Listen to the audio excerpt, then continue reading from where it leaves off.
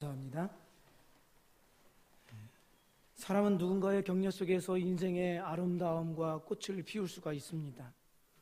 삶의 가치와 의미를 발견하는 데는 반드시 옆에 있는 누군가가 격려와 큰 칭찬이 필요하다는 것이죠. 만일 우리가 어떤 어려운 시기를 지내고 있다고 한다면 누군가의 격려는 더더욱 필요할 것입니다. 누군가는 이런 말을 했습니다. 우리는 격려 속에 힘 있는 삶을 살아가며 격려 없이는 천천히 슬픔 속에 분노 속에 죽어간다. 이렇게 말합니다. 우리 사랑하는 온수교회 성도 여러분, 서로를 힘있게 격려할 수 있기를 바랍니다. 10대들의 쪽지 발행인인 김형모 선생님, 그는 할 일 없이 빈둥빈둥거리다가 누군가의 부탁을 받아서 책을 읽고 요약하는 것을 출판사에 보내달라는 부탁을 받았습니다. 그래서 할 일이 없으니까 책을 읽고서 요약해서 그 출판사의 부장님에게 가져다 드렸지요. 그 부장님이 글을 보더니만 이렇게 말하는 것입니다. 내 평생 이렇게 훌륭한 글은 처음 봅니다.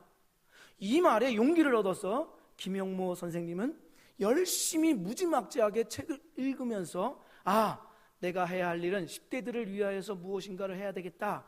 그래서 10대들의 쪽지라는 그 편지와 같은 발행인의 주인공이 된 것입니다.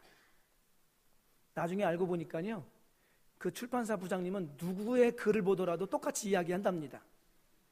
어쨌거나 큰 격려가 그로 하여금 새로운 인생을 살게 하고 인생의 목표를 발견하는 일에 중요한 역할을 했다 하는 것이죠.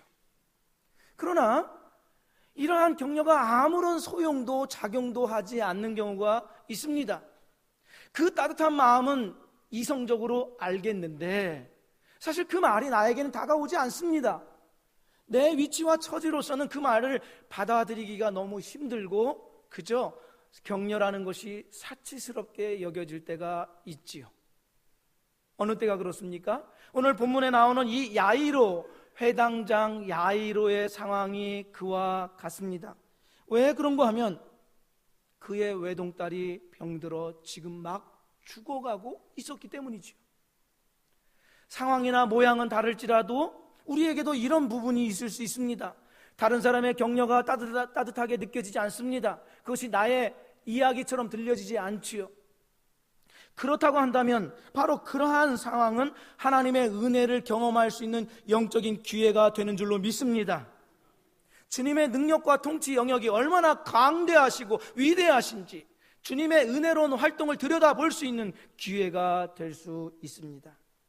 그러면 어떻게 할 때 다른 사람의 격려가 조금도 위로되지 않는 그러한 상황일지라도 죽음의 공포와 같이 두려움같이 그러한 상황에 있다 할지라도 그것이 은혜의 강물로 변화될 수 있습니까? 있습니다. 오늘 본문 40절 41절 말씀을 보십시오. 예수께서 돌아오심에 무리가 환영하니 이는 다 기다렸음이로라. 이에 회당장인 야이로라 하는 사람이 와서 예수의 발 아래에 엎드려 자기 집에 오시기를 간구하니. 이 이스라엘 민족에게 회당은요, 전통적으로 기도와 집회와 교육의 기능을 하는 공공적인 장소였습니다. 이 회당장으로 인하여서 이스라엘 민족이 여러 지역에 흩어져 살았지만 이스라엘 민족이라는 정체성을 유지할 수 있게 된 것입니다. 회당을 통하여서. 그러니 이 회당을 전체적으로 관리하는 사람이 누구냐 하면 회당장입니다. 우두머리죠. 그런 까닭에 이스라엘 백성들에게서는 이 회당장이 사회의 지도층으로 여겨졌습니다. 뿐만 아니라 이 회당장 같은 경우는 예수님을 배척하고 대적했던 바리새인들과 서기관들, 그들과 한 통속이었습니다. 그러니 얼마나 예수님에 대해서 부정적인 마음을 갖고 있었겠습니까? 그런데 자신의 외동딸이 죽어가고 있자 이 야이로는 사회 지도층이라고 하는 자존심을 버리고 존엄함을 버리고 예수님께 바짝 엎드려 자기 집에 오시기를 간구하였다, 이렇게 말씀을 합니다. 그러니까 예수님께 즉각적이고 인격적인 항복을 드렸다는 것이지요. 다른 말로 하자면 예수님 앞에 겸손한 자가 되었다라는 뜻입니다. 그러자 예수님께서는 그의 간청을 들으시고 그의 문제 현장으로 찾아가겠다고 이동하는 중이었습니다. 내 삶이 설령 죽음과 같은 공포와 두려움에 있다 할지라도 그 현장을 우리는 은혜의 현장으로 바꾸어 갈 수가 있습니다. 우리가 생각할 만한 그 어떠한 악조건의 형편이라 할지라도 은혜의 강물이 될 수가 있습니다. 광야의 현장이 꽃길이 될 수가 있습니다. 그러한 은혜가 우리 성도 여러분에게, 가정에게 미쳐지기를 주의 이름으로 축복드립니다. 마스힐, 미국의 마스힐 대학원, 신학대학원에 댄 알랜더라는 학장님이 있습니다. 이 댄 알랜더는 그 신자의 삶, 인생의 삶을 뭐라고 표현했냐면 하나님의 은혜, 또 하나님의 거룩한 활동을 보여주는 이야기이다, 이렇게 표현을 했습니다. 그러니까 우리 인생은 하나님의 이야기다, 이렇게 요약할 수가 있죠. 그런데 이러한 원래 목적과는 달리 각 사람은 자신의 인생을 통하여서 하나님의 활동하는 모습을 보여주지 못하고 있더라라는 것입니다. 분명히 하나님의 신자는 하나님의 거룩한 활동을 보여주는 이야기인데 그 신비한 이야기들을 보여주지 못하고 있다는 것입니다. 왜 그런가 하면 우리 인생의 가장 중요한 배역과 주인공은 하나님이신데 그분의 목소리를 거부하고 따르지 아니함으로 그 신비로운 역사가 우리의 인생에서 제거되었다, 이렇게 말을 하고 있습니다. 우리의 삶을 아름답게 만들어가는 주인은 누구이십니까? 하나님이십니다. 그런데 그 하나님을 우리의 인생에서 배척하고 그 목소리를 청종하지 않는다고 한다면 하나님께서 원래 계획하셨던 하나님의 이야기가 우리의 인생을 통하여서 신비롭게 써 내려가는 것을 볼 수가 없다는 말입니다. 우리 혼자서 우리의 인생의 이야기를 써 내려가려 하니 아무런 신비롭고 은혜로운 이야기를 들을 수 없다는 것이죠. 그렇다고 한다면 우리 문제에 대한 답은 매우 싱거울 정도로 간단합니다. 무엇이겠습니까? 우리 인생의 무대의 참 주인이신 예수 그리스도를 초청하는 것입니다. 그것이 겸손이지요. 겸손이라는 것은 우리의 참 모습이 아닌 다른 어떠한 모습을 가장하거나 꾸미는 것이 아닙니다. 자기를 있는 그대로 인정하는 것이죠. 자기를 제대로 평가하는 것입니다. 나는 내 인생의 문제에서 누구든지 무엇이든지 다 잘 알 수 있어. 나는 전문가야. 내 인생에 능통한 자야. 라고 하는 것이 아니라 나는 영원한 초보자입니다. 내가 매년 매 순간을 살아왔지만 내 인생을 내 스스로 살아갈 수 없는 나는 영원한 초보자이니 내 인생에 들어오시옵소서, 다스려 주옵소서 하는 그 사람이 겸손한 자다, 이렇게 말을 하는 것이죠. 사고로 장애를 입은 한 분이 계셨습니다. 그런데 사고 이후에 그래도 운전을 할 수 있어서 자동차를 몰고 고속도로를 나갔습니다. 그렇지만 예전처럼 운전할 수는 없었겠죠. 뭔가 이상하고 좀 차가 느리게 가거나 이랬겠죠. 그랬더니 뒤에서 크락션 빵빵 거리고 너 운전하는 거냐, 뭐 하는 거냐, 너 바빠진 여자가 아니니까 너 어떻게 된 거냐 라고 하면서 손가락질 하면서 막 그 헤드라이트를 번쩍번쩍 하니까 얼마나 더 무서웠겠습니까? 그래서 운전 도저히 못하겠다, 이런 마음을 가졌습니다. 다음에 또 운전할 기회가 생겼습니다. 그래서 나가는데 그래, 나는 일반 사람과 좀 차이가 있다. 그러니까 비상등을 켜자. 그래서 비상등을 켜놓고, 비상등이라는 게 여러 가지 의미가 있지 않겠습니까? 나 약한 자다, 번쩍번쩍 위협하지 마라, 나 피해가라, 나는 도움이 필요한 자다, 이런 뜻이 아니겠습니까? 그리고 맨 갓길 쪽으로 달려갔더니 사람들이 막 지나가면서 손을 흔들어주고 무슨 일이냐고 격려해 주더라는 것이죠. 무엇을 말하는 것입니까? 우리 스스로의 인생 가운데 나는 능통하다, 전문가다, 뭐든지 할 수 있다, 이것이 아니라 나는 영원한 초보자입니다. 내 자존심 때문에 있는 척, 할 수 있는 척 가장하는 것이 아니라 나의 모습 그대로를 인정하면서, 주님, 내 인생의 운전대에 오시어서 다스려 주시옵소서. 저는 괜찮은 자가 아닙니다. 주님이 다스려 주셔야만 되는 자입니다. 이것이 겸손한 자인 것입니다. 우리의 인생의 경륜과 경험이 많아지고 학문적인 수준이 아무리 많아진다 할지라도 주님 앞에서 이 겸손한 자를 유지할 때에 하나님께서 우리 인생 가운데 오실 줄로 믿습니다. 주님께서 이렇게 말씀하시죠. 하나님은 교만한 자를 대적하시되 겸손한 자들에게는 은혜를 주시느니라. 주님 발 앞에 바짝 엎드려서 하나님의 은혜를 구함으로써 그 은혜의 이야기가 우리의 삶에 써 내려져 가기를 주의 이름으로 축복드립니다. 그러면 우리가 겸손해서 우리 인생의 중앙에, 무대에 주님 오시옵소서 라고 해서 초청해서 모셔드린다고 해서 우리의 겸손이 계속해서 유지가 되고 모든 문제가 일사천리로 다 해결될까요? 아니라는 것이 정답입니다. 왜냐하면 우리가 이 겸손한 마음을 갖지만 계속해서 유지하지 못하도록 방해하는 일들이 끊임없이 있기 때문에 그렇습니다. 오늘 성경에 나오는 이 이야기 속의 야이로 회당장도 마찬가지입니다. 야이로가 예수님 앞에 바짝 엎드려서 자기의 자존심을 내려놓고 하나님의 은혜를 구하죠. 그러나 이 겸손을 계속해서 유지해 가지 못하도록 방해하는 것들이 나옵니다. 본문 43절 44절 말씀을 보십시오. 이에 12해를 혈루증으로 앓는 중에 아무에게도 고침을 받지 못하던 여자가 예수의 뒤로 와서 그의 옷가에 손을 대니 혈루증이 즉시 그쳤더라.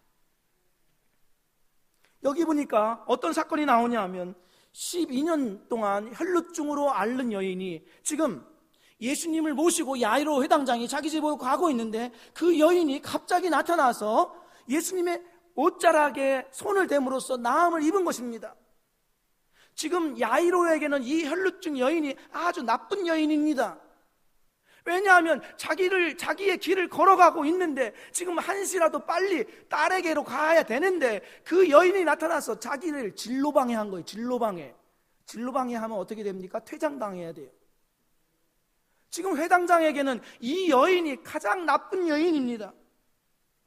그러면 예수님의 옷자락에 손을 대서 병이 나았습니다. 그러면 어떻게든지 그냥 빨리 가면 되지 않겠습니까? 그런데 예수님께서 이렇게 말씀하시는 겁니다.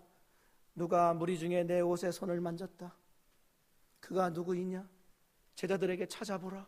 이렇게 말씀하시는 거예요. 제자들이 이렇게 얘기하죠. 아니, 이 많은 무리가 어떻게 누가 손댔는지 무엇을 알겠습니까? 아니다. 날 만진 자가 있다. 찾아봐라. 그러면서 그 여인을 주시하면서 보니까 이 여인이 또 앞으로 나와서 자기 간증을 하네요. 자기가 12년 동안 혈루증 앓았는데 어떤 일로 인해서 지금까지 여기에 왔고 예수님의 옷자락에 손을 댔습니다. 이렇게 이야기하네요. 시간은 자꾸 흘러갑니다. 지금 급한 마음은 누구입니까? 야이로입니다. 지금 딸이 막 죽어가고 있습니다. 빨리 가야 되는데 이 여인에게 예수님이 말 걸고 간증까지 들고 있습니다. 이성적으로 판단하면 지금 야이로가 급합니까? 아니면 혈루증 12년 동안 앓은 여인이 급합니까? 누가 더 급합니까? 야이로가 더 급합니다. 지금 야이로의 딸은 지금 죽어가고 있습니다. 이 여인은, 혈루증 여인은 12년 전부터 계속해서 아팠습니다. 만성 출혈증인데요. 만성 출혈증인데 이 여인은 지금 당장 안 고친다고 해서 무슨 일이 나는 것 아닙니다. 내일 고쳐주실 수도 있고 일주일 후에 고쳐줄 수도 있고 아니 한 달 후에 고쳐주어도 괜찮습니다. 당장 어떻게 되는 게 아닙니다. 그런데 지금 이 여인이 나타나서 예수님께 지금 진로방해를 하고 있는 것이죠. 예수님의 이 치유와 은혜의 손길을 빨리 닿아야 할 사람은 야이로의 외동딸입니다. 그런데 예수님께서는 말씀도 천천히, 꼭 저 가수 래퍼 BY처럼 말하기를 그 여인이 어딨냐, 그 여인을 찾아가라, 빨리 찾아가라, 이렇게 말씀을 빨리빨리 하는 것도 아니고 느릿느릿하게 하십니다. 지금 긴급한 부탁을 받은 분이 누구입니까? 긴급한 부탁을 받은 사람은 지금 야이로입니다. 그래서 예수님이 마치 부탁을 받은 분인지, 마음의 긴급한 마음을 이해하는 분인지 그거에 대한 의심까지 들 정도이지요. 그래서 신자가 겸손하게 주님의 도움을 바라보는 일에 있어서 가장 큰 장애물로 여겨지는 것과 같은 대상은 너무 아이러니하게 주님이십니다. 주님이십니다. 왜냐하면 나는 겸손을 유지하고 있는데 주님께서 마땅히 이 순간에 이렇게 하셔야만 하지만 주님은 내 생각대로 하시지 않기 때문에 그렇습니다. 지금 내 생각은 이때의 타이밍이 너무너무 중요합니다. 이때의 타이밍에 주님이 짠 나타나셔서 그 일들을 이루어 가셔야만 모든 사람에게 은혜가 될 것 같습니다. 그런데 주님은 그런 것에 전혀 관심을 보이지 않습니다. 저 사람이 급한 것이 아니라 내가 급하고, 지금 이 시점에서 저 사람이 중요한 게 아니라 내가 중요합니다. 그렇지요. 누가 중요합니까? 내가 중요합니다. 내가. 지금 우리의 가족이 중요합니다. 우리의 자녀들이 중요합니다. 우리 자녀들 지금 급하지요. 취업하는 것도 급하고 결혼하는 것도 급합니다. 지금 내가 급합니다. 나이가 막 찼는데 결혼할 생각도 안 해. 급합니다. 그런데 저 집 자녀들은 아직도 어리구만. 어디서 남자 하나 데리고 와서 결혼한다고 청첩장 내밉니다. 속 터집니다. 나중에 해도 되는데 쟤는 아직까지 먼데, 우리 집 아이가 급한데. 근데 주님 왜 이렇게 일하시는 거예요? 제가 급하다고 하지 않았습니까? 저 집은 좀 덜 해도 되지 않습니까? 지금 내가 급하다고요. 속에서 열불이 납니다. 주님은 우리의 생각대로 말씀하시거나 일하시지 않습니다. 신자의 최대의 약점은 무엇이냐면 우리가 원하는 대로 장소나 시간이나 방법대로 하나님의 일이 이루어져야 한다는 영적인 조급증입니다. 우리는 우리 생각대로 서두르면 더 많은 것을 얻을 수 있다고 착각을 하지요. 그런 까닭에 서두릅니다. 조급합니다. 하지만 주님은 조급하지 않으십니다. 우리가 가치 있다고 여기는 것들을 생각해 보십시오. 인격이나 사랑이나 관계나 우정이나 여러 가지 것들, 중요한 것들은 조급해서 이루어지지 않고 오랜 기다림을 통해서 얻어지는 것입니다. 그런 까닭에 우리가 주님 앞에 조급해 있지 않는가를 살펴보아야만 합니다. 이 조급함은 우리의 영적인 경험을 파괴합니다. 더 큰 은혜의 길로 나아가는 일에 방해가 되지요. 철학자 키에루 케고로라고 하는 사람은 이렇게 말합니다. 이 조급함은 마법과 같은 힘을 발휘한다. 그래서 그것이 어린아이들과 청소년들에게까지도 미쳐서 그들로 하여금 고요히 주님을 묵상하면서 하나님의 신비로운 은혜를 경험하는 것을 방해한다고 그렇게 말을 하지요. 우리는 신자임에도 불구하고 하나님의 뜻이 아닌 내 조급함에 놓여 있고 그것을 부추김받는 세상 속에 놓여 있습니다. 그래서 우리는 주님보다 앞서서 내가 무엇인가를 하지 않으면 안 될 것 같은 불안이 충만해 있습니다. 은혜 충만이 아니라 불안에 충만해 있는 것입니다. 하지만 주님은 지혜가 무궁하십니다. 전지전능하십니다. 계획하신 일에 조금도 실패가 없으신 분이십니다. 주님은 우리가 원하는 시간표에 따라서 활동하는 분이 아니라 주님의 계획과 뜻대로 움직이시고 활동하시는 주님이십니다. 주님의 타이밍이 무엇보다 중요합니다. 시간을 헬라어로 크로노스와 카이로스라고 두 분으로 나눕니다. 시간을 크로노스 이렇게 이야기하죠. 이 크로노스는 인간의 시간입니다. 우리가 사용할 때 흔히 말하는 시간, 흘러가는 시간을 말하지요. 그러나 카이로스라는 이 말은 흘러가는 시간 속에서 인간의 지혜대로 흘러가는 것이 아니라 하나님의 지혜와 능력대로 그 활동을 이루어 나아가시는 시간을 말합니다. 하나님의 시간이라고 이야기하죠. 사람이 하나님과의 관계를 이루어가는 그 시간을 카이로스, 하나님의 시간이라고 말합니다. 은혜를 경험하는 사람이 누구냐 하면 인간의 그저 흘러가는 이 크로노스의 시간, 인간의 시간을 카이로스, 하나님의 시간으로 바꾸는 사람이 하나님의 은혜를 경험할 수가 있는 것입니다. 우리의 시간을 그저 흘려보내는 것이 아니라 하나님의 시간으로 만들어가는 것입니다. 그 말은 내 우선순위가 아니라 하나님의 우선순위를 먼저 따지라는 것입니다. 그때의 은혜를 경험할 수 있다라는 것이죠. 내 우선순위, 내 타이밍이 아닌 주님의 우선순위와 주님의 타이밍을 분별할 수 있는 지혜가 있기를 주의 이름으로 축원드립니다. 주님을 전적으로, 주님의 그 은혜로움을 방해하는 것은 영적인 조급함이죠. 또 하나, 주님의 그 겸손함을 가지고 의지하는 일에 방해하는 요소가 있습니다. 그것은 주변에 왜곡된 정보입니다. 오늘 말씀 중에 49절 말씀에 이렇게 기록되어 있습니다. 아직 말씀하실 때에 회당장의 집에서 사람이 와서 말하되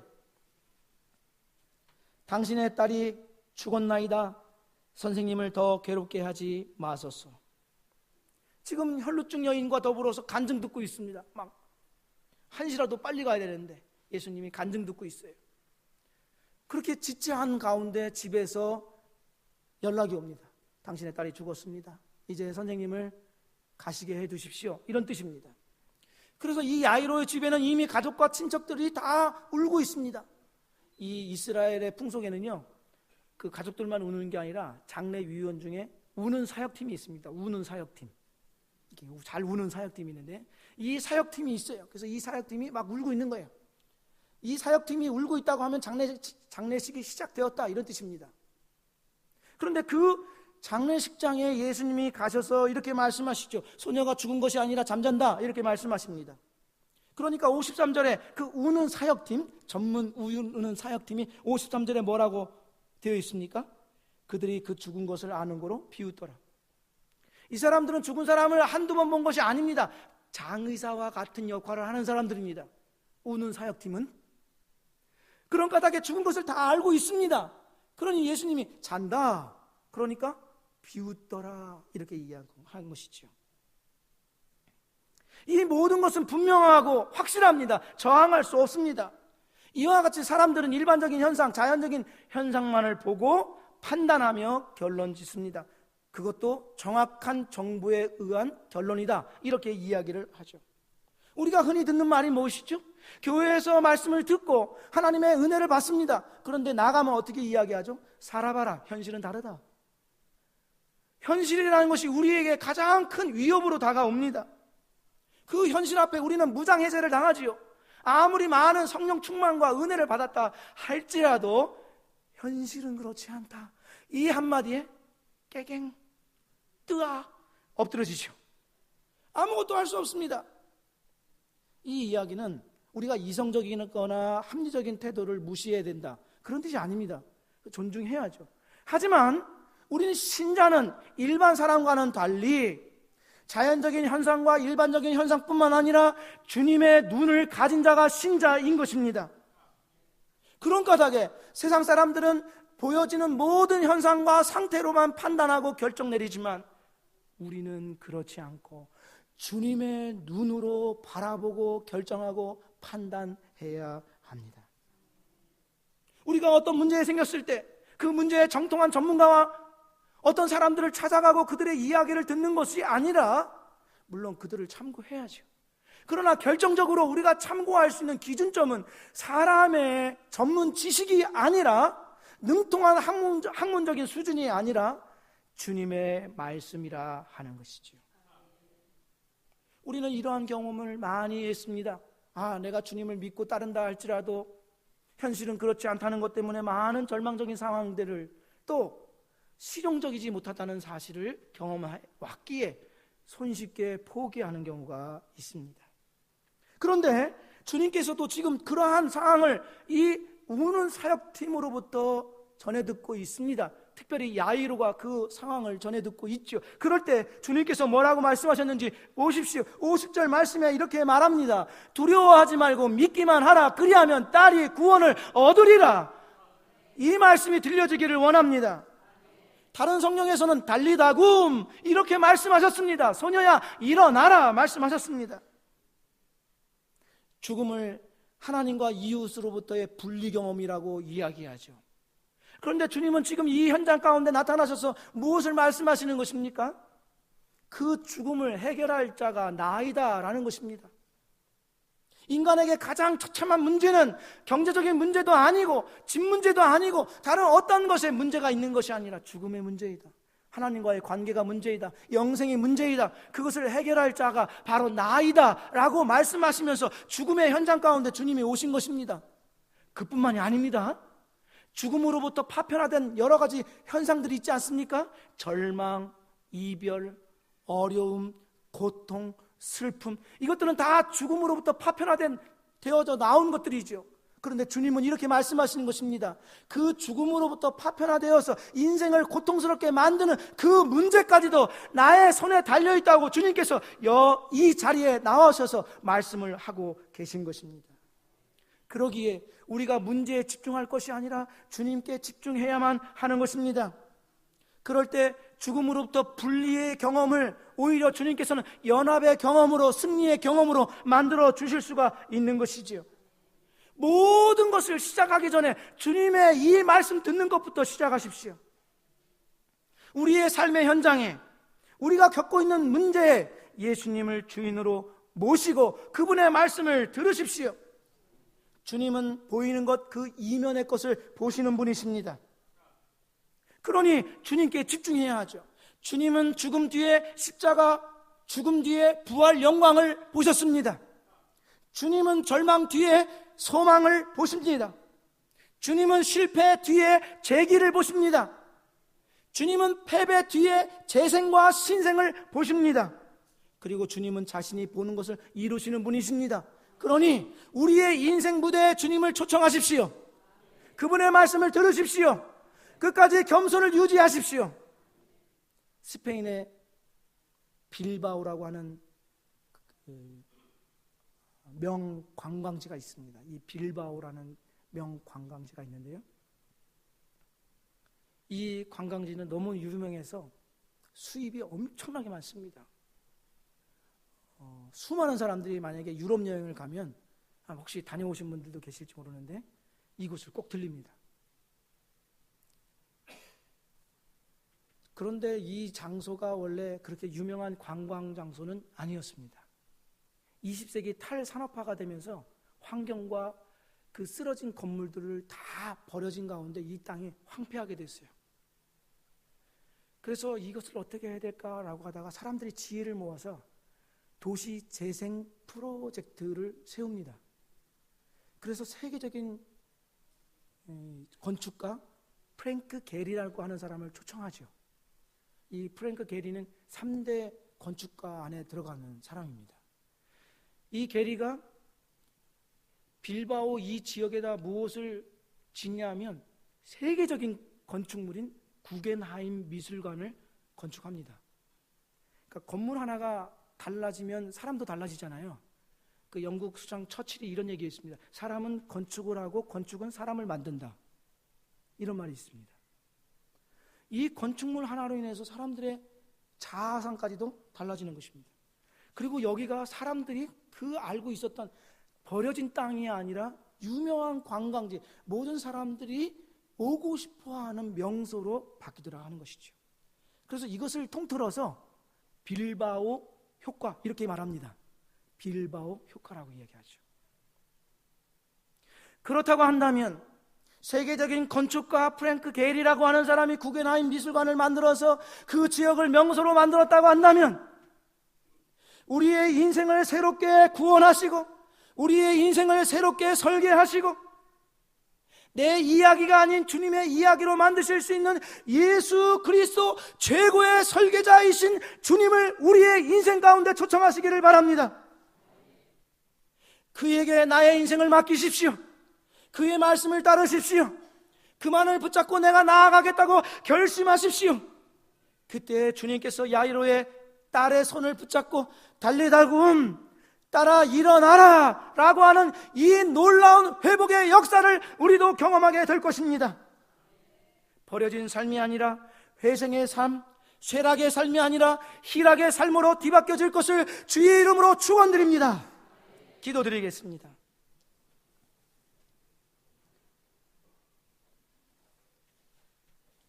존귀하신 하나님 아버지, 우리 중에 어떤 고통과 괴로움 가운데 신음하고 있는 주의 백성들이 있습니까? 하나님 아버지 불쌍히 여겨주시기를 원합니다. 사람들의 따뜻한 위로와 격려가 조금도 따뜻하게 느껴지지 아니하는 아픔 속에 있습니까? 긍휼히 여겨주시기를 원합니다. 주님이 찾아가 주시기를 원합니다.